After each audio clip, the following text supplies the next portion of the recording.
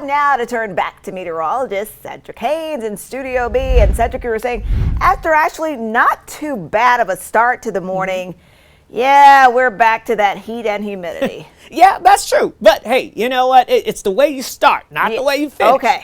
We got out to a nice start. That's right. We got out to a nice start. And it's not bad out there right now. Yeah. We've got those cobalt blue skies. The humidity is still fairly low, so that actually makes it feel not so bad, even though the temperatures are still warming up. Dry air, of course, heats up quickly. So even though the air is dry, it does not mean that the thermometer will not still climb in that nature. So 85 degrees outside in Chattanooga, 86 degrees in Cleveland, 83 in Murphy, 85 Dalton. We've got 88 degrees in Scottsboro and 87 degrees currently in Fort Payne. Again, as I mentioned, the humidity is almost non-existent right now. Well, that's not so, but it's a lot lower today. So therefore, there's no heat index, which means it feels like the actual temperature outside. So yeah, it's warm out there, but it just feels warm, not oppressive, at least for now. Here's the reason why. Again, notice here on the dew point map, you can clearly see the delineation between the very dry air stretching back into the Tennessee Valley and the very juicy, humid air that's building up near the Mississippi River and points to the west, and that is reflective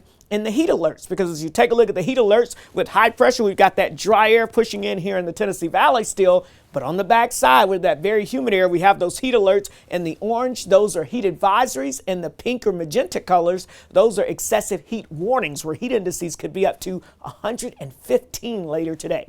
Now, there's a very small scale pattern change that we're watching here with this heat dome that's pretty much dominating the southern half of the country right now. It's going to slowly retreat just far enough to the west and southwest to allow for a little bit of a buckle in the jet stream out of the north, and that'll allow for a couple of weak fronts to try to move our way, which could provide us with a little isolated rain chance and a little cooler air as we get towards your Thursday. That's going to be about it. And you can almost kind of see that flow turning out of the north as we get towards your Wednesday and Thursday. But that's really all we've got for you. Otherwise, it's all about the heat and humidity. So as we look at the radar locally, all is quiet again out there. A lot of sunshine. You can really see that heat dome. Everything is kind of going up and around us here. We call that the ring of fire. Old Johnny Cash's theme there. That's what we have the weather pattern setting up across the Tennessee Valley. And yes, that front to the north is producing some big time thunderstorm activity just south of Chicago, over towards Indianapolis and over towards the Quad Cities. And yes, this system is heading south, but as it moves our way,